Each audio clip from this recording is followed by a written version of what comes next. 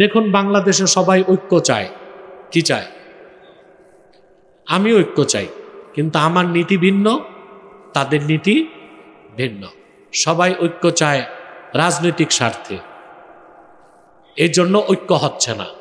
আমি ঐক্য চাই দিনের স্বার্থে। ঐক্য লাগবে কিসের স্বার্থে? না রাজনৈতিক স্বার্থে।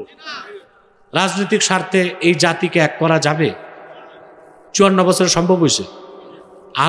আরো যদি 154 বছর যায় সম্ভব? আমি একটা উদাহরণ দিই। এই যে আপনারা কষ্ট করে বসে আছেন, ঠিক না? কথা বলেন। আপনাদের এটা মুন্সিগঞ্জ কয় নাম্বার আসন? 3। জোরে বলেন নাউজুবিল্লাহ। আমি নিজেও যদি 3 নাম্বার আসনে দাঁড়াই, আপনারা সব আমার বাপদাদা পূর্বপুরুষের অনুসারী, আমি নিজে দাঁড়ালেও যত লোক আছেন 3 ভাগের 1 ভাগ লোক ভোট দিবেন আমাকে। সত্যটা হয়েছে দিবেন না।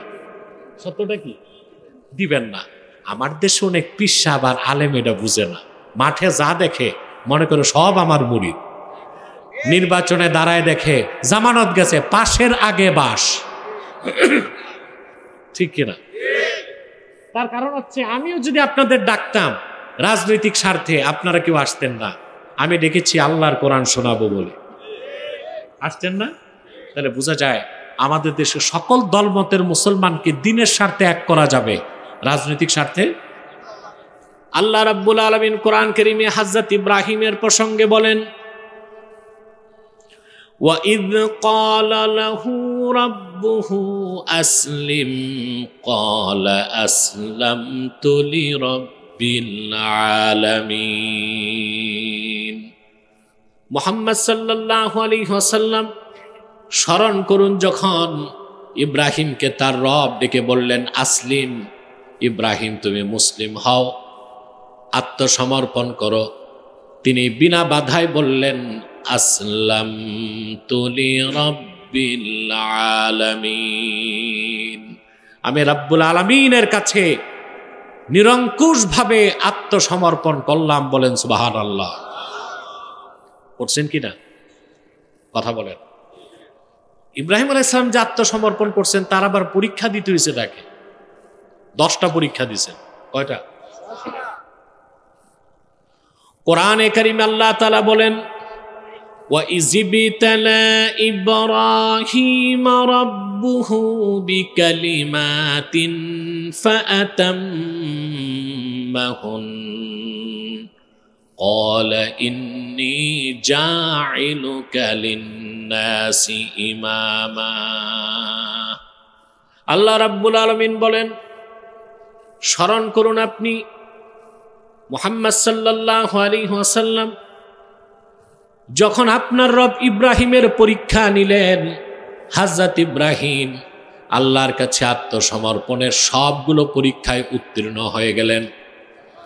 আল্লাহ তখন ডেকে বললেন, রে ইব্রাহিম, তুমি প্রকৃত মুসলিম, আমি গোটা মানব জাতির জন্য তোমারে নেতা বানাবো। বানাইছেন না আল্লাহ নেতা? মুসলিম জাতির জনকের নাম কি? এত আসতে না, হযরত ইব্রাহিম আলাইহিস সালাম। মুসলমান হযরত ইব্রাহিম ছাড়া অন্য কাউকে জাতির জনক মানতে পারে না।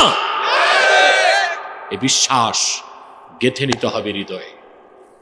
হযরত ইব্রাহিম আলাইহিস সালাম তিনি যে মুসলিম, আত্মসমর্পণ করছেন, এই পরীক্ষা দিলেন 10টা। কয়টা? সবচেয়ে কঠিন পরীক্ষা ছিল আগুন, সুবহানাল্লাহ, আর সন্তানের গলায় ছুরি ধরা, সুবহানাল্লাহ। নমরুদ, হযরত ইব্রাহিম আলাইহিস সালাম তিনি আল্লাহর পরিচয় পাওয়ার পর আল্লাহর নির্দেশে তার জাতির মানুষকে মূর্তি পূজা থেকে বিরত করার চেষ্টা করলেন, ঠিক না? তিনি যে তার বংশের মানুষকে বললেন, তোমরা আল্লাহকে বাদ দিয়া এই হাতে বানায়া খোদা নামের বেহুদাগুলোর পূজা করো কেন? ওরা বলছে আমাদের কাছে কোনো প্রমাণ নাই, তবে পূর্বপুরুষ করতো, আমরাও করি। পূর্বপুরুষ করতো। যুক্তি প্রমাণ সব দেবার পর ওরা বলল যে না, আমরা মূর্তি পূজা ছাড়ব না। ইব্রাহিম আলাইহিস সালাম কি বললেন? ওনার আবাসস্থল ছিল ইরাকের বাবেল শহর, বর্তমান নাম বেবিলন। কি নাম? ওখানে রাজা ছিল নমরুদ। হযরত ইব্রাহিম ছাড়া আল্লাহর তৌহিদে বিশ্বাসী আর দ্বিতীয় একটা মানুষ ছিল না। তিনি চরম সিদ্ধান্ত নিলেন আর বললেন, ওয়াতাল্লাহি লাআকিদান্না আসনামাকুম বা'দা আন তুওয়াল্লু মুদবিরিন। এত বুঝাইলাম, এই মাটি দিয়া বানায়া মূর্তিগুলোর ইবাদত কইরো না, শুনলা না? ঠিক আছে, আমি তোমাদের এই কথিত কল্পিত দেব দেবীগুলোর ব্যাপারে চূড়ান্ত সিদ্ধান্ত নিচ্ছি, আমার কাজ আমি শুরু করব। তোমরা ফিরে যাবার পর তারপর কি করছে আপনারা জানেন। ওরা সব গেছে বাড়ি। তিনি একটা কুঠার নিয়া যত দেবদেবী মূর্তি সবগুলোর চেহারা ভাঙ্গা মানচিত্র সমান করে দিছে। সবচেয়ে বড় মূর্তির মাথায় কুড়ালটা বেঁধে দিছে। পরের দিন সব আসছে, এসে বললে এই কাজটা কি করতে পারে? হ্যাঁ, সব লোক বুঝে গেছে কে করছে, কারণ বিপ্লবী যে হয় সে নিজের গোপন রাখতে পারে না। যদি প্রশ্ন করা হয় এই দুনিয়ায় সত্যের পক্ষে প্রথম বিপ্লব কে করেছেন, এক কথায় জবাব, তিনি মুসলিম জাতির জনক ইব্রাহিম খলিলুল্লাহ। বিপ্লব কি দেখছেন আপনি? 5 তারিখ কোন বিপ্লব হয়েছে? এটা বিপ্লব না, এটা অভ্যুত্থান। এটা কি অভ্যুত্থান? তো বিপ্লব আর অভ্যুত্থানের পার্থক্য কি? প্রশ্ন আসে না? আন্দোলন করে কোন গভর্নমেন্টকে পরিবর্তন করে নতুন সরকার বসানো হচ্ছে অভ্যুত্থান, আর আন্দোলনের মাধ্যমে একটা সরকারকে পরিবর্তন করে সিস্টেম বদলানো হচ্ছে বিপ্লব। সিস্টেম বদলাইছে? কথা বলেন না। জৈসানকে ওইসান, শুটকি মে বাইগান।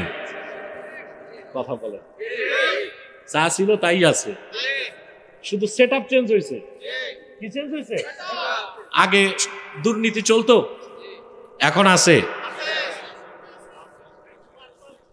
15 বছর ওরা গোশত খেয়ে হাড্ডি রেখে গেছে, এখন যারা আছে হাড্ডি চাটতেছে।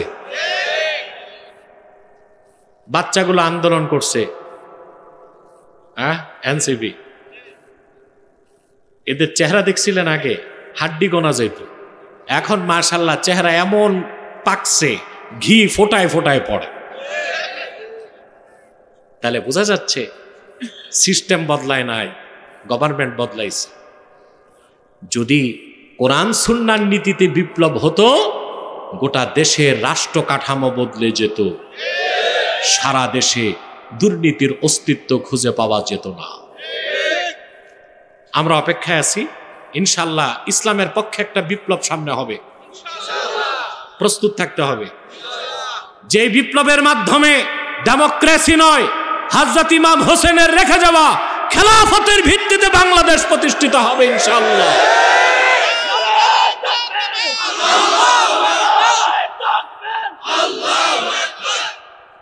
বসো। সাল্লাল্লাহু আলাইহি ওয়াসাল্লাম। তুমি তো প্রফেসর সাহেবের কান ফাটাইবা, দাও নিচে বসে। প্রিয় ভাইরা, কথা বুঝতেছেন? বিপ্লব কিভাবে করতে হয় ইব্রাহিম আলাইহিস সালাম দেখায় গেছেন। সারা দেশে একা তিনি আল্লাহর তৌহিদ বিশ্বাস করেন। বংশের সব মূর্তি পূজারী। রাজা নমরুদ, সে ছিল অগ্নি পূজারী। তিনি তার হাতের কুঠার দিয়া মূর্তিগুলোর নাক নকশা ভাঙ্গা সমান করে দিছে, বড়টার মাথায় কুড়াল লাগাই দিছে। পরের দিন ওরা এসে বলে, এই সর্বনাশ করলো কে? লোকেরা বলতে লাগলো, আমাদের দেশে একজন যুবক আছে, ইউকালু লাহু ইব্রাহিম, তারে সবাই ইব্রাহিম বলে ডাকে। সেই তো মূর্তিগুলোর বিরোধিতা করে, সে ছাড়া এরকম ভয়ঙ্কর সাহসী কাজ কেউ করতে পারে না। খবর চলে গেল নমরুদের কাছে। নমরুদ আবার তার পার্লামেন্ট ডাকছে। কি ডাকছে? সবাইকে নিয়ে বলল, ইব্রাহিমকে কি শাস্তি দেওয়া যায়? সবাই বলল, এমন শাস্তি দিতে হবে যেন তার দৃষ্টান্ত হয়ে থাকে, ভবিষ্যতে কেউ যেন আমাদের দেবদেবীর বিরুদ্ধে কথা বলার সাহস না পায়। তো কি করতে হবে? বলে হাররিকুহু ওয়ানসুরু আলিহাতাকুম ইন কুনতুম ফাইলুন, ইন কুনতুম ফাইলিন। যে তোমরা কিছু করতেই চাও তো ইব্রাহিমকে আগুনে জ্বালাও। নাউজুবিল্লাহ বলে।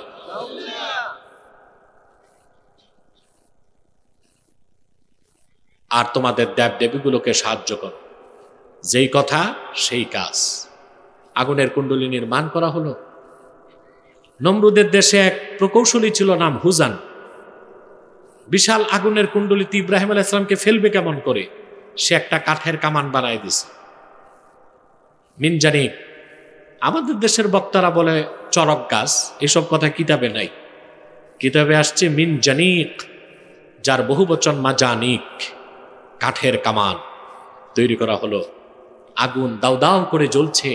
ইব্রাহিম আলাইহিস সালামকে কাঠের কামানের হাতলে বসানো হলো, হাত পাও বেঁধে। তিনি অপেক্ষায় আছেন মৃত্যুকে আলিঙ্গন করতে। আল্লাহর বান্দা ইব্রাহিম কতটুকু আত্মসমর্পণ করেছেন আল্লাহর কাছে। আল্লাহ পরীক্ষা নেবার জন্য জিবরিলরে পাঠায় দিলেন। হযরত জিবরিল এসে সামনে দাঁড়ায় বললেন, ইব্রাহিম, আমি আল্লাহর সবচেয়ে শক্তিশালী ফেরেশতা, আমার নাম জিবরিল। কিছুক্ষণ পর আপনাকে মৃত্যুর দিকে ঠেলে দেওয়া হবে। আলাকা হাজাতুন ইয়া ইব্রাহিম, কোনো সাহায্য লাগলে বলেন। হযরত ইব্রাহিম পাল্টা প্রশ্ন করলেন, আমার তো সাহায্যের দরকার আছে, কিন্তু তোমার কাছে আমার প্রশ্ন, হাজাতুন ইলাইকা আও ইলাল্লাহ, সাহায্যটা কি তোমার কাছে চাইবো, না যার ভালোবাসায় আগুনে ঝাঁপ দিতে যাচ্ছি সে আল্লাহ তাআলার কাছে সাহায্য চাইবো? এর নাম আত্মসমর্পণ। সুবহানাল্লাহ। তিনি পরীক্ষা উত্তীর্ণ হলেন। বাকি ঘটনা বলার দরকার নাই। আল্লাহ আগুনের কুণ্ডলীকে হযরত ইব্রাহিমের জন্য ফুলের বাগান বানিয়ে দিয়েছে। বুখারী শরীফের হাদিস, কাসাসুল কোরআন ইবনে কাসির নকল করছেন। ইব্রাহিম আলাইহিস সালামকে যখন আগুনে ফেলা হলো, আগুন তার গায়ে লাগার আগে তিনি পড়তেছেন, হাসবিয়াল্লাহু ওয়া নি'মাল ওয়াকিল, নি'মাল মাওলা ওয়া নি'মান নাসির। পড়বেন না? বিপদে পড়লে এই দোয়াটা পড়বেন, মনে থাকবে। হাসবিয়াল্লাহু ওয়া নি'মাল ওয়াকিল, নি'মাল মাওলা ওয়া নি'মান নাসির। সুবহানাল্লাহ। মুমিনের বিপদ থেকে বাঁচার জন্য এই দোয়াটা একটা সেফগার্ড, রক্ষা কবচ। এটা কি? রক্ষা কবচ। কোনো বিপদ আপনার গায়ে আসবে না। হাদিস সাক্ষ্য দেয়, রাসূলুল্লাহ সাল্লাল্লাহু আলাইহি ওয়াসাল্লাম ইরশাদ করেছেন, হাসবিয়াল্লাহু লা ইলাহা ইল্লাহু আলাইহি তাওয়াক্কালতু ওয়া হুয়া রাব্বুল আরশিল আযীম। সকালে যে 7 বার পড়বে, বিকালে যে 7 বার পড়বে, আল্লাহ রাব্বুল আলামিন সকল বিপদ আপদ মুসিবত থেকে 24 ঘন্টা বাঁচানোর দায়িত্ব নিজের হাতে নিয়ে নেবেন। লেমিনেটেড হয়ে যাবেন। কি হবেন? একদম লেমিনেটেড। কোনো বিপদ আপদ আপনার কাছে যেতে পারবে না। সকালে কয়বার? বিকেলে 7 বার পড়বেন তো ইনশাআল্লাহ। একবারে সকালে ঘুম থেকে উঠে ফজর নামাজ পড়তে হবে। ফজর নামাজ পড়ে এই দোয়াটা 7 বার পড়বেন, হাসবিয়াল্লাহু লা ইলাহা ইল্লাহু আলাইহি তাওয়াক্কালতু ওয়া হুয়া রাব্বুল আরশিল আযীম। আবার মাগরিবের পর 7 বার। আমলটা দিলাম, নিলেন তো? প্রিয় ভাইরা, হযরত ইব্রাহিম আলাইহিস সালাম আগুন স্পর্শ করার আগে পড়লেন, হাসবিয়াল্লাহু ওয়া নি'মাল ওয়াকিল, আল্লাহ আমার জন্য যথেষ্ট এবং তিনি সর্বোত্তম অভিভাবক। সহিহ বুখারীতে এসেছে, আল্লাহর হাবিব সাল্লাল্লাহু আলাইহি ওয়াসাল্লাম ইরশাদ করেছেন, হাসবিয়াল্লাহু ওয়া নি'মাল ওয়াকিল ক্বালাহা ইব্রাহিমু হিনা উলকিয়া ফিন্নার। হযরত ইব্রাহিমকে যখন আগুনে নিক্ষেপ করা হয়েছে তখন তিনি এই দোয়াটা পড়েছেন। চলে গেলেন আগুনের কুণ্ডলিতে হযরত ইব্রাহিম। আল্লাহ রাব্বুল আলামিন আগুন তার শরীর স্পর্শ করার আগেই আগুনের কুণ্ডলীকে সবুজ বাগান বানায় দিলেন। কাসাসুল কোরআন ইবনু কাসির নকল করেন, হযরত ইব্রাহিম যাকে বাবা বলতেন, আসলে তিনি ছিলেন চাচা আজার। নমরুদের প্রাসাদের ছাদে দাঁড়ায়া দেখতেছে হযরত ইব্রাহিমের কতটুক জল্ল ক্ষতি হইল। সে তাকিয়ে দেখল আগুনের কুণ্ডলীর ভিতরে সবুজ একটা বাগানের মধ্যে হযরত ইব্রাহিম ভ্রমণ করছেন। এত আস্তে বললেন, দুঃখ আর আফসোস করে তখন সে বলল, নি'মার রাব্বু রাব্বুকা ইয়া ইব্রাহিম। আসলে ইব্রাহিম, তোমার রব কত উত্তম অভিভাবক, কত উত্তম রব। আমরা তোমাকে আগুনে নিক্ষেপ করলাম আর তোমার জন্যে আগুনের কুণ্ডলীকে ফুলের বাগান বানাই দিচ্ছেন। আসলে একমাত্র তোমার রব আল্লাহই সত্য রব। বলেন সুবহানাল্লাহ। প্রিয় বন্ধুগণ, হযরত ইব্রাহিম আলাইহিস সালাম মুসলিম হিসেবে 10টা পরীক্ষা দিয়েছেন। তারপর আসলো তার জীবনে সবচেয়ে বড় পরীক্ষা, শেষ পরীক্ষা। তিনি আপন স্ত্রী হাজেরা আর তার সন্তান ইসমাইলকে মক্কায় রেখে আসছেন। কার হুকুমে? তখন মক্কা শরীফে আল্লাহর ঘর ছিল না। ঘরটা আল্লাহ উঠায় নিয়েছিলেন নূহের বন্যার সময়। চিহ্নটাও জানা ছিল না কারো। নির্জন নিভৃত সাফা মারওয়া পাহাড়ের এক পাশে যেখানে জমজম কূপ, এখানে কূপও ছিল না। স্ত্রীকে বসালেন আর সন্তানকে বসালেন, তারপর পিছন ফিরে চলে যাচ্ছেন। সহিহ আল বুখারীতে এসছে, আল্লাহ রাসূল সাল্লাল্লাহু আলাইহি ওয়াসাল্লাম ইরশাদ করেছেন, ফানাদাতহু উম্মু ইসমাঈল। ইসমাইলের মা তখন হযরত ইব্রাহিমকে ডাক দিলেন। ইসমাইলের মায়ের নাম কি? বাহ, আরো জোরে। কিন্তু হাদিসে ইসমাইলের মা কেন বলা হয়েছে? তার কারণ কোরআন হাদিস থেকে বোঝা যায় মহিলাদের নাম গোপন থাক, এটা আল্লাহ পছন্দ করেন। মহিলাদের নাম গোপন থাক, এটা আল্লাহ পছন্দ করেন। সেজন্য আপনারাও ওই মহিলা মারা গেলে মসজিদের মাইকে মাইকিং করার দরকার নাই, সেটা পুরুষ মারা গেলে করাটাই উচিত। কথা বুঝতে পারছেন? মহিলার নাম নিয়ে বলার দরকার নেই। বলতে হলেও বলবেন অমুকের মা। কি বলবেন? অমুকের মা। এটা হচ্ছে, আমি বলতেছি না হারাম হবে, আদব। এটা কি? একটা ফাতোয়া আর একটা তাকওয়া। একটা ফাতোয়া আর একটা কি? তাকওয়া। দেখেন না, আল্লাহ রাব্বুল আলামিন কোরআন কারিমে ফেরাউনের নাম নিয়েছেন, কিন্তু তার বিবির নাম নেন নাই। বিবির নাম কি? আসিয়া ছিল টপ ক্লাসের মহিয়সী মমিনা নারী। আল্লাহ নাম নেন নাই, কিন্তু ফেরাউনের নামটা নিয়েছেন, দরকার হয়েছে। ঠিক না? তো কোরআন সুন্নাহ থেকে এটাই আমরা জানি, মহিলাদের নামটাও গোপন থাক, এটাই উচিত। কিন্তু আমরা কি করছি এখন? মা বোনদেরকে নামাই দিছি নির্বাচনে। সব জায়গায় মহিলারা দাঁড়াচ্ছে, এমপিতে, তারপরে চেয়ারম্যান, মেম্বার। এগুলো কি মহিলাদের কাজ? মাঝে মধ্যে পোস্টারও দেখা যায়, বিশাল পোস্টার, লিপস্টিক লাগায় নাম দিয়ে দিছে কুতকুতি বেগমকে কুত্তা মার্কায় ভোট দিন। কি আশ্চর্য অবস্থা! আচ্ছা ভাই, এগুলো কি মহিলাদের কাজ নাকি? এগুলো করবে পুরুষ। কে করবে? পুরুষ করবে। পুরুষের কাজ আজকে মহিলারা নিচ্ছে। পুরুষের সব কাজ যদি মহিলা নেয়, তো সেনা প্রধান মহিলারা বানায় দাও। কথা বলেন। সারা দুনিয়াতে শুধু নারীবাদীরা বলে নারী পুরুষের সমান অধিকার চাই। যত নারী পুরুষের অধিকার বাংলাদেশে খোঁজো। মার্কিন যুক্তরাষ্ট্রে 250 বছর গণতন্ত্রের বয়স পার হয়েছে, 250 বছরে কোনো একজন মহিলাকে তারা রাষ্ট্রপ্রধান বানায় নাই।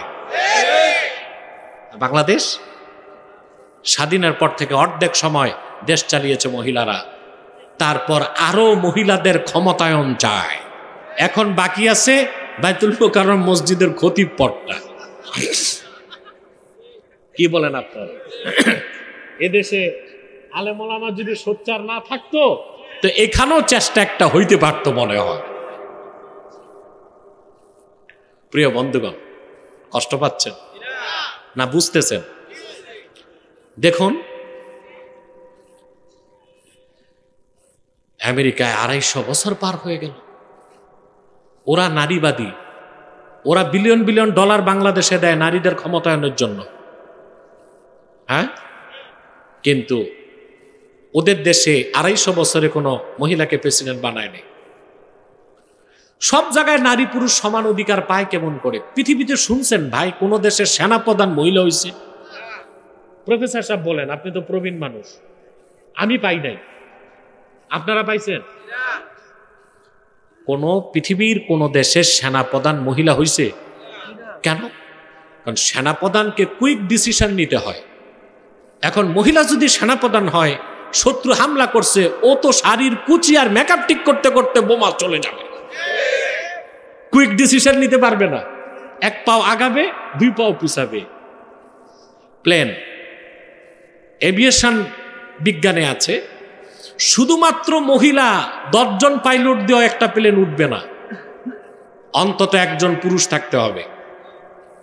কারণ মহিলারা সামান্যতে ভয় পায়। ও আকাশে বিজলি চমকাবে, দেখা যাবে প্লেন নিয়ে ভবের চর ধানকে খেতে ল্যান্ড করছে, ডিসিশন নিতে পারবে না। তো সব ক্ষেত্রে নারী পুরুষ সমান অধিকার, এটা আমরা মেনতে পারি না। আমরা সব ক্ষেত্রে নারী পুরুষের ন্যায্য অধিকার মানি। সুবহান। হাদিস শরীফে এসেছে, ফানাদাতহু উম্মু ইসমাইল, হযরত ইব্রাহিমকে ইসমাইলের মা ডাক দিয়েছেন। অন্য বর্ণনায় আসছে হাজেরা, ডেকে বললেন, ইব্রাহিম, আমাদেরকে জনমানব শূন্য নির্জন নিভৃত জায়গায় রেখে চলে যাচ্ছেন কেন? কোনো জবাব নাই। দ্বিতীয়বার ডাকলেন, কোনো জবাব নাই। তৃতীয়বার কোনো জবাব নাই। হযরত হাজেরা বললেন, ইব্রাহিম, এটা কি আপনার নিজস্ব সিদ্ধান্ত না আল্লাহর ফয়সালা? হযরত ইব্রাহিম এবার মুখ ফিরায় বললেন, হাজেরা, মনে রেখো ইব্রাহিম, আল্লাহর হুকুমের বাইরে একটা কদমও ফেলতে পারে না। চলে গেলেন তিনি। পানির অভাব যখন অনুভব করলেন হাজেরা, পানির সন্ধানে সাফাতে গেলেন, মারওয়াতে গেলেন, 7 বার দৌড়ালেন। কয়বার? পানি পেলেন না। কিন্তু হাজেরার দৌড়টা আল্লাহর খুব ভালো লাগছে। আল্লাহর একজন অনুগত বান্দি হযরত হাজেরা 7 বার দৌড়ালেন। আল্লাহ এটারে এত বেশি পছন্দ করলেন, কিয়ামত পর্যন্ত হাজিদের জন্য আল্লাহ ওয়াজিব করে দিলেন। দৌড়াইছেন না, হজ করছেন যারা, আলহামদুলিল্লাহ, আল্লাহ তার হাবিব মুহাম্মদ সাল্লাল্লাহু আলাইহি ওয়াসাল্লামের এই গোলামকে বহুবার নিয়েছেন আরবে হজ এবং উমরায়। তাই মাঝে মধ্যে চিন্তা করতাম, সাফা মারওয়া যখন দৌড়াইতাম, যে এই কাজটা আল্লাহ দিয়েছেন কেন? হ্যাঁ, জবাব পেলাম 2টা কারণ। সাফা মারওয়ায় দৌড়ানোটা হযরত হাজেরার দৌড়ের কাজটাকে আল্লাহ তাআলা কিয়ামত পর্যন্ত অবিস্মরণীয় করে রাখতে এই সিস্টেমটা চালু করে দিয়েছে। 2 নাম্বার, সাফা মারওয়ায় হাজি যখন দৌড়ায় তখন তার হুঁশ থাকে না, পুরা ধ্যানটাই থাকে আল্লাহর দিকে। এটা একটা মহান জিকির বটে। সুবহানাল্লাহ বল। দেখেন না, আমাদের দেশের হাজিরা হজ করতে যায় কত বছর বয়সে? কিসের 70, 80, 88 বছর হইলে হজে যায়। এক হাতে লাঠি, আরেক হাতে হুইল চেয়ার, আগে যায়। কিন্তু অধিকাংশ হাজি বয়স হইলে হজ করতে যায়, ঠিক না? এটার একটা কারণ খুঁজে পাইছি আমি। আপনাদের এই চাঁদপুরে কচুয়াতে গেলাম এক মাহফিলে, বহু আগের কথা। তো যার ঘরে বসলাম, ওই লোকটা হচ্ছে এলাকার মেম্বার, দাড়ি সব পাকছে মাশাআল্লাহ, মেম্বারই করে। ছেলেরা এসে আমাকে অভিযোগ করলো, বাবাকে এত বলি হজ করতে, হজ করে না। মনে মনে ভাবলাম, কোন পোড়া কপাল্লার বাড়িতে আসলাম। মানুষ হজের জন্য কান্না করে, আর সন্তানরা এর হজে পাঠাইতে চাই, হজ করে না। কাছে আনার পর হাত ধরে বললাম, মুরব্বী হজ করেন না কেন? ও হুজুর বুঝেন না, মেম্বারিতে এখনো বাকি আছে। মানে যা চুরি চামারি, গম চুরি, শয়তানি, বদমাশি, ঘুষ খাওয়া আছে, এগুলো করে হজ করে একবারে ভালো হবে।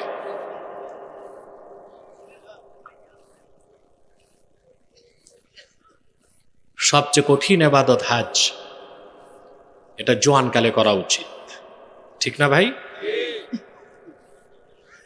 আমার ভাইরা, হযরত ইসমাইলের পদাঘাতে আল্লাহ তাআলা জমজম কূপ তৈরি করে দিলেন।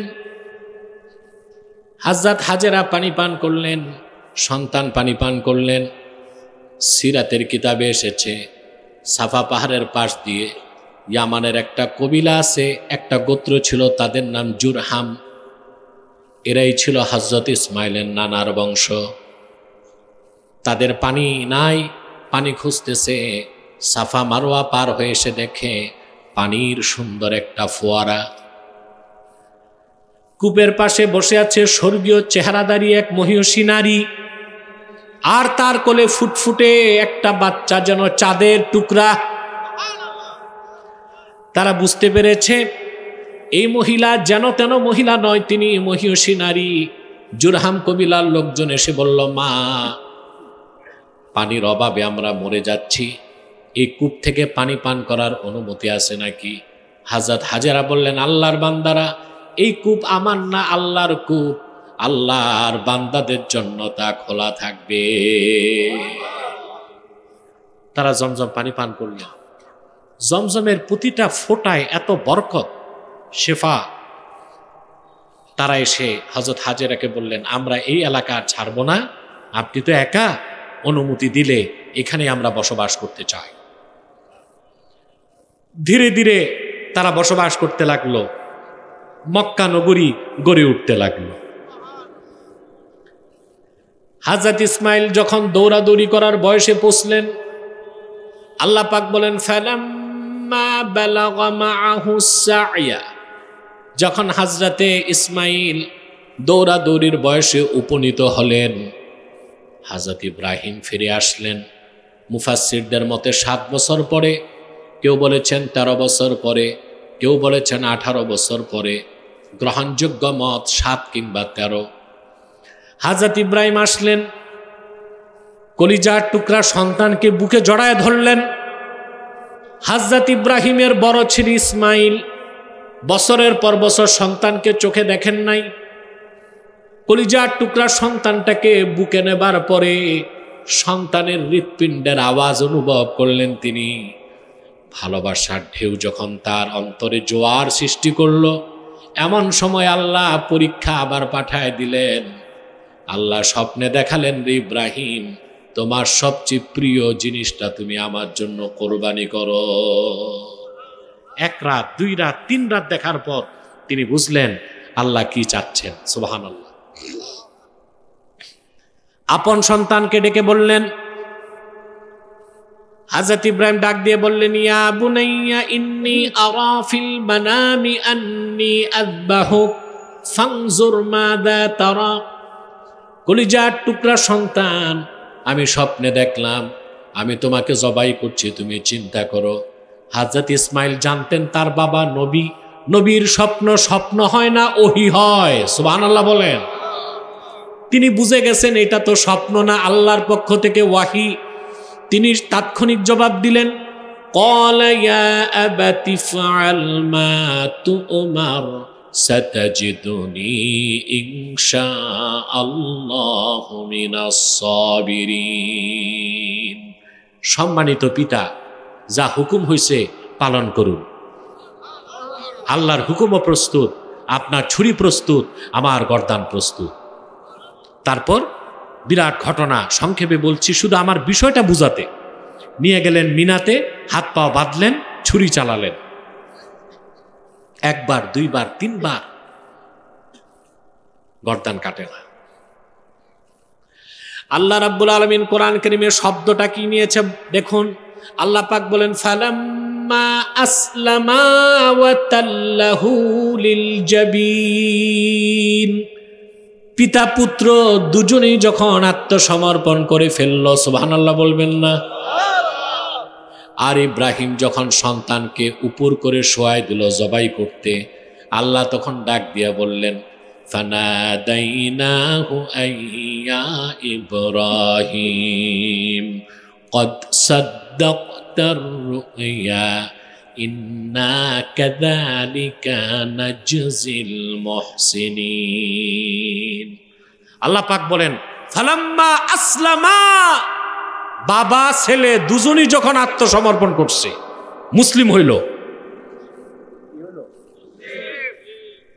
পিতা যখন সন্তানকে উপর করে শোয়াই দিল গর্দান কাটতে, আল্লাহ বলেন, আমি ডাক দিয়া বললাম, আইয়া ইব্রাহিম, ইব্রাহিম কদ সাদ্দাকতার রুয়া, স্বপ্নকে তুমি সত্য বানায় দিছো, ইসমাইলকে জবাই করতে হবে না, দুম্বা পাঠাই দিলাম জবাই করো। বলেন সুবহানাল্লাহ। ইসলাম কি, মুসলিম কি? মুসলিম হচ্ছে ঈমান আনার পরে বিনা প্রশ্নে যে আল্লাহর আনুগত্যকে স্বীকার করে, তার নাম মুসলিম। আমাদের পরিচয় কি? জোরে বলেন। আমরা তো বিভিন্ন পরিচয়ে ভাগ হয়ে গেছি, কেউ জাতীয়তাবাদী, কেউ ধর্মনিরপেক্ষতাবাদী, কেউ বাঙালি, কেউ বাংলাদেশি। এগুলো আমাদের কোনো পরিচয় না। আমাদের মূল পরিচয় আমরা মুসলিম। মুসলিম সম্পর্কে আরো কিছু ব্যাখ্যা আমি দিচ্ছি কয়েক মিনিটের মধ্যে ইনশাআল্লাহ। আমাদের পরিচয় কি হবে? কোরআনে কারিমে আল্লাহ রাব্বুল আলামিন বলেন, আল্লাহ তাআলা বলেন, কুল আমান্না বিল্লাহি ওয়া মা উনজিলা আলাইনা ওয়া মা উনজিলা আলা ইব্রাহিম ওয়া ইসমাঈল ওয়া ইসহাক ওয়া ইয়াকুব ওয়াল আসবাত وما أوتي موسى وعيسى والنبيون من ربهم لا نفرق بين أحد منهم ونحن له مسلمون। আল্লাহ রাব্বুল আলামিন বলেন, প্রিয় হাবিব মুহাম্মদ সাল্লাল্লাহু আলাইহি ওয়াসাল্লাম, আপনি বলুন,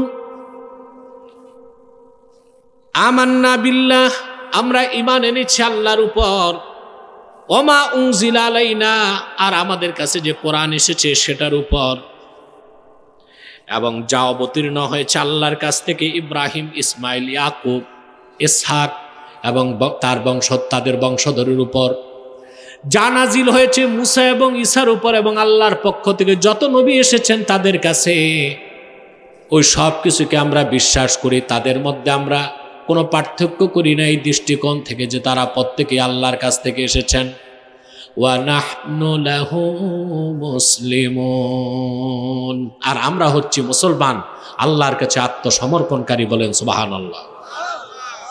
এটি তো আমাদের পরিচয়, কথা বলে না।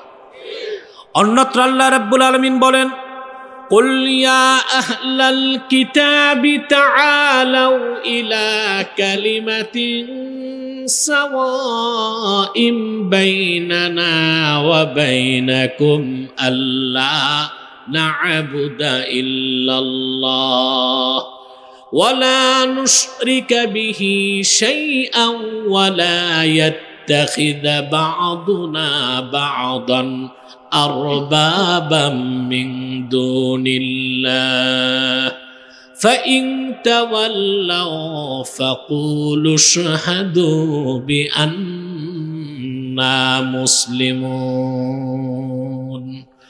আল্লাহ রাব্বুল আলামিন বলেন, প্রিয় হাবিব মুহাম্মদ সাল্লাল্লাহু আলাইহি ওয়াসাল্লাম, আপনি ডাক দিয়ে বলেন, হে আহলে কিতাব, বনি ইসরাইল, ইহুদি খ্রিস্টান, শোনো, তাআলাউ ইলা কালিমাতিন সাওয়াইম বাইনানা ওয়া বাইনাকুম, আসো একটি কথায় আমরা ঐকমত্য পোষণ করি, যা আমরাও মানি তোমরাও মানতে পারো, সেটা হচ্ছে আল্লাহ না'বুদা ইল্লাল্লাহ, আমরা আল্লাহ ছাড়া কারো ইবাদত করব না, ওয়ালা নুশরিকা বিহি শাইআ, আল্লাহর সঙ্গে কোনো ব্যক্তি বা বস্তুকে শরীক করব না, ওয়ালা ইয়াত্তাখিযা বা'দুনা বা'দান আরবাবাম মিন দুনিল্লাহ, আর মহান আল্লাহকে বাদ দিয়ে আমরা মানুষ হয়ে মানুষকে রব বানাবো না। ফাইন তাওয়াল্লাও, প্রিয় রাসূল, আপনি আপনার উম্মতকে বলে দেন, যদি আহলে কিতাব এই কথা থেকে মুখ ফিরায় নেয়, আপনার উম্মত যেন বলে, আহলে কিতাব তোমরা সাক্ষ্য থাকো বি আন্না মুসলিমুন, আমরা মুসলমান, আল্লাহর কাছে আত্মসমর্পণকারী। এটাই তো পরিচয় আমাদের, কথা বলে না? তাহলে যারা বাংলাদেশে রাজনৈতিক ধান্দাবাজির নামে বলে ধর্ম যার যার, রাষ্ট্র সবার, তারা আমাদের মৌলিক পরিচয় থেকে আমাদের সরাতে চায়, তা মেনে নেওয়া হবে না বাংলাদেশে। মানবেন? যার যার ধর্ম সে পালন করুক, কিন্তু আমরা মুসলিম এই পরিচয় আমরা ভুলতে পারি না, ঠিক কিনা? এগুলো তো আগে সোকল্ড পলিটিশিয়ানরা বলতো না, কথা বলে না? সেকুলার রাজনীতি যারা করে এরা বলতো না এগুলো। এখন দেখি অনেক পীর মোল্লা মৌলবীও ভোট আর নোটের স্বার্থে বলতেছে কে মুসলিম কে অমুসলিম। এটা বড় কথা না, আমরা বাংলাদেশি। নওজুবিল্লাহ বলবেন না? কারা বলতেছে তা তো বুঝতেছেন, কথা বলে না? বলে কে মুসলিম কে অমুসলিম এটা দেখার বিষয় না, আমরা মানুষ। আরে বেটা, তুমি যে গরু না, ছাগল না, কুত্তা না, এটা জানে মানুষ। কিন্তু মানুষটা বড় পরিচয় নয়। আমি হচ্ছি সর্বশ্রেষ্ঠ মানুষ, আশরাফুল মাখলুকাত। আমি হচ্ছি মুহাম্মদ সাল্লাল্লাহু আলাইহি ওয়াসাল্লামের উম্মত। আমার সবচেয়ে বড় পরিচয় আমি মুসলিম।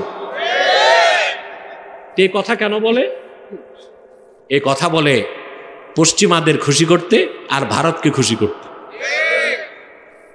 পশ্চিমাদের খুশি করতে আর ভারতকে খুশি করতে। ভারতের দালালি করে, যুক্তরাষ্ট্রের দালালি করে বাংলাদেশের ক্ষমতায় কেউ যেতে পারবে না। যদি যায় টিকতে পারবে না ইনশাআল্লাহ। কারণ ওরা দুটা দেশই ইসলাম ও মুসলমানের শত্রু, ঠিক কিনা? আগে ছিল বাংলাদেশে ভারতপন্থী রাজনীতিবিদ, এখন অধিকাংশ হচ্ছে মার্কিনপন্থী রাজনীতিবিদ। আমরা কোনো পন্থায় বিশ্বাস করি না, আমরা শুধু বিশ্বাস করি ইসলাম। আমাদের বড় পরিচয় আমরা মুসলিম, এই পরিচয় আমরা বাদ দিতে পারবো। এবার আসেন ভাইরা, আল্লাহ রাব্বুল আলামিন তাই বলেছেন, ইয়া আইয়ুহাল্লাযীনা আমানু তাকুল্লাহা হাক্কা তুকাতিহি ওয়া লা তামুতুন্না ইল্লা ওয়া আনতুম মুসলিমুন। হে ইমানদারগণ, তোমরা আল্লাহকে যথাযথ ভয় করো আর পরিপূর্ণ মুসলিম না হয়ে মৃত্যুবরণ করো না। খেয়াল করেন সূরা আলে ইমরান আয়াত নাম্বার 100, জোরে 102। শুরু করলেন ঈমান দিয়ে, শেষ করলেন ইসলাম দিয়ে, মাঝখানে তাকওয়া। মাঝখানে কি? আল্লাহ মুসলিম হতে বলছেন কাফের মুশরিক। তার মানে হচ্ছে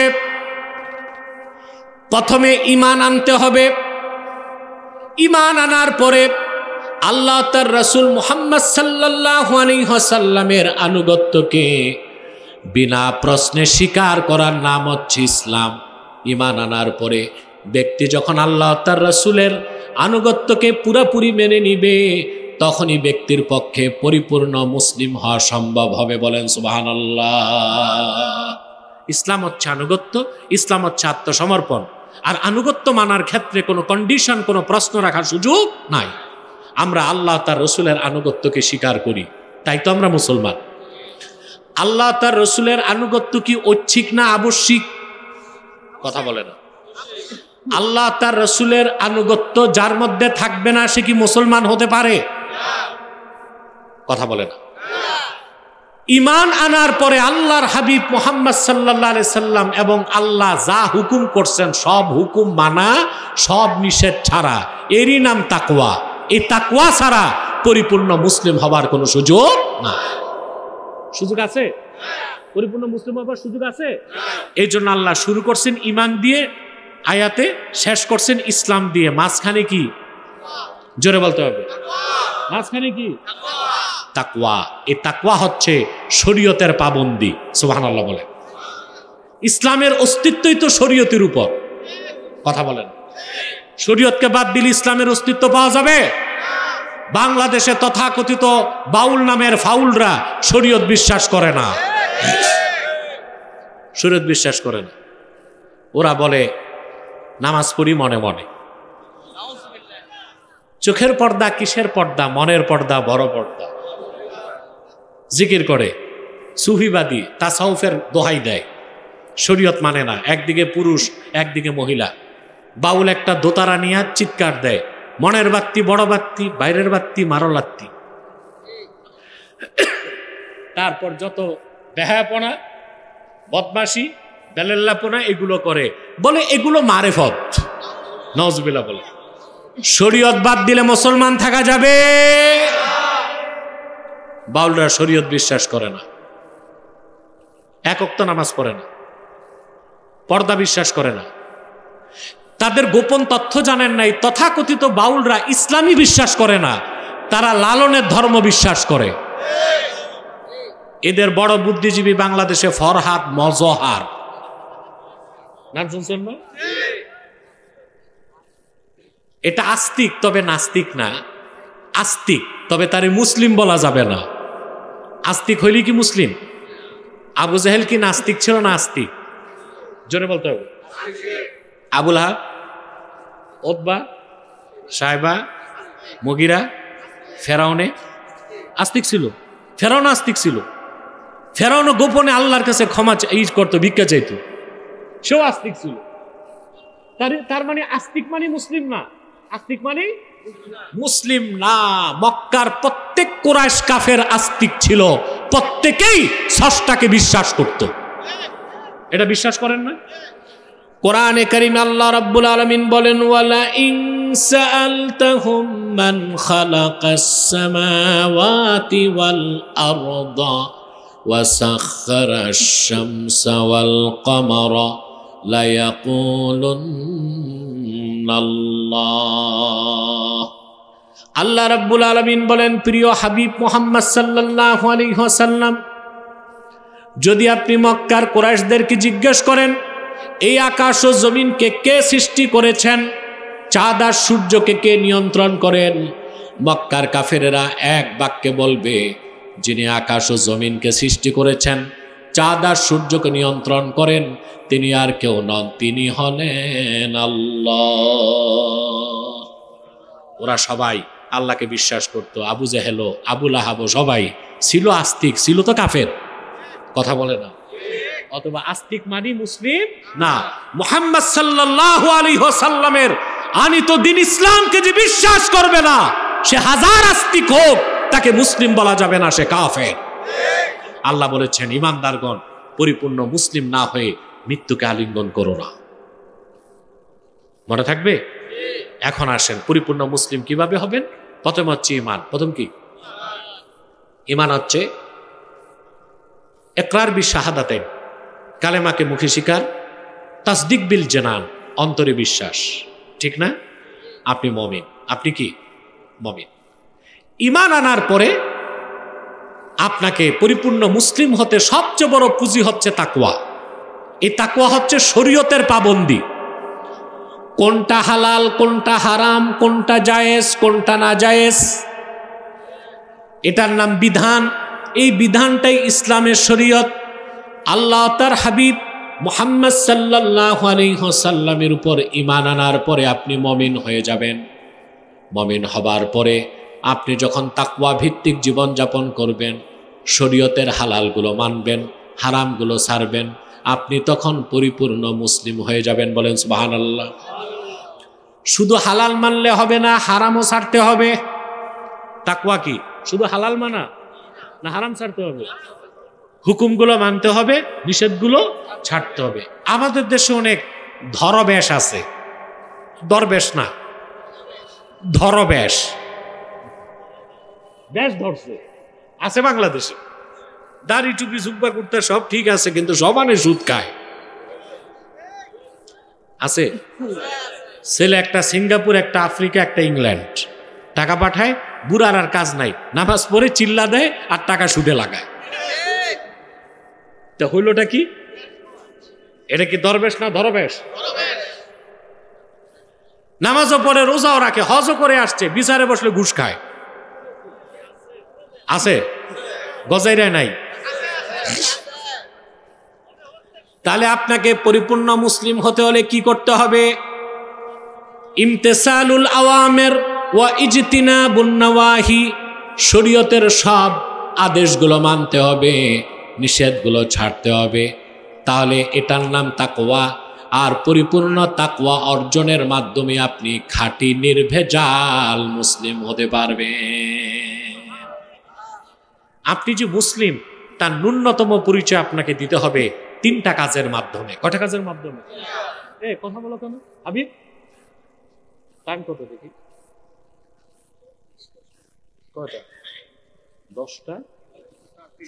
অনেক টাইম হয়ে গেছে। আল্লাহ আল্লাহ আল্লাহ, ভাই 1 ঘন্টা হয়ে গেছে প্রায়। আমার ঘড়ি টড়ি নাই, আপনারা যে একটু আওয়াজ দিলেন না, হুজুর বহুত রাইত হয়েছে।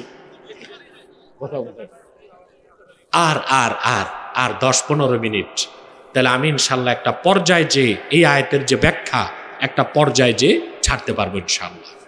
তা আমরা কি হয়ে মরবো? জোরে শিক্ষাগুলো নিয়ে নিই। আমাদের মূল পরিচয় কি? পরিপূর্ণ মুসলিম হতে হবে। ঈমান না এনে মুসলমান হবার সুযোগ নাই। দাড়ি টুপি জুব্বা কুর্তা সব ঠিক, ঈমান নাই, সে মুসলিম না মুনাফিক? জোরে বলেন। ঈমান আনার পরে আপনি যখন শরীয়তের বিধানগুলো মানবেন, সব হুকুমগুলোকে মানবেন, নিষেধগুলোকে ছাড়বেন, আপনি হয়ে যাবেন মুসলিম।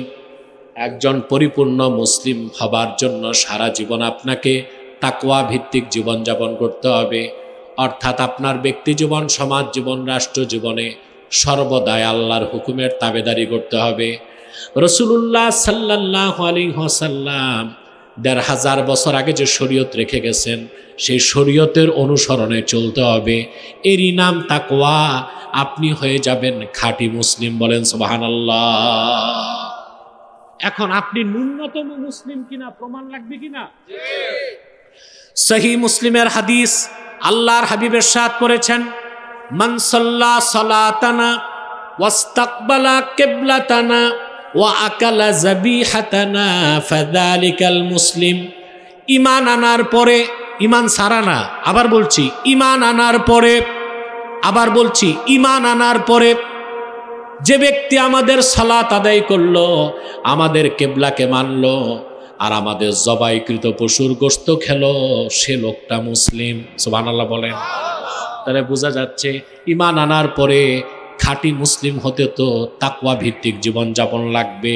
শুধু ন্যূনতম মুসলিম হতে প্রথমে লাগবে ঈমানের পর কি? জোরে বলেন। এত আস্তে বললেন? নামাজ। তাকওয়া আসলে তো আপনি পুরা মুসলিম। অন্তত ঈমান আনার পরে ন্যূনতম মুসলিম পরিচয় দিতে আপনার প্রথম সিগনিফিকেশন হচ্ছে সালাত। কয়েক নামাজ আছে? নামাজ আপনাদের মধ্যে? জি না। জুমার দিন মসজিদ, বারান্দা, সড়ক সব ভরে যায়। আর জুমার দিন আসরের সময় 1 কাতার মুসল্লি, পরের দিন ফজরে 3 জন, ইমাম, মুয়াজ্জিন, খাদেম। তো জুমায় যারা আসছে ওরা কি সব ঘর জামাই ছিল? বহিরাগত মেহমান না এলাকার লোক? আল্লাহর পবিত্র সত্তার কসম করে বলছি, আবারও বলছি, আপনি যদি মুমিন হন, নামাজ না পড়েন, আপনাকে আমরা কাফের বলতে পারি না, কিন্তু আপনাকে একজন প্রকৃত মুসলিম বলার সুযোগ নাই। তাহলে আমরা প্রকৃত মুসলিম হতে ঈমান আনার পরে তাকওয়া ভিত্তিক জীবনযাপন করব, আর ন্যূনতম মুসলিম পরিচয় দিতে 5 ওয়াক্ত নামাজ পড়ব। আল্লাহ কবুল করুন, মঞ্জুর করুন। বলুন আল্লাহুম্মা আমিন। নামাজটা ঠিক রাখবেন, পারবে না ইনশাআল্লাহ?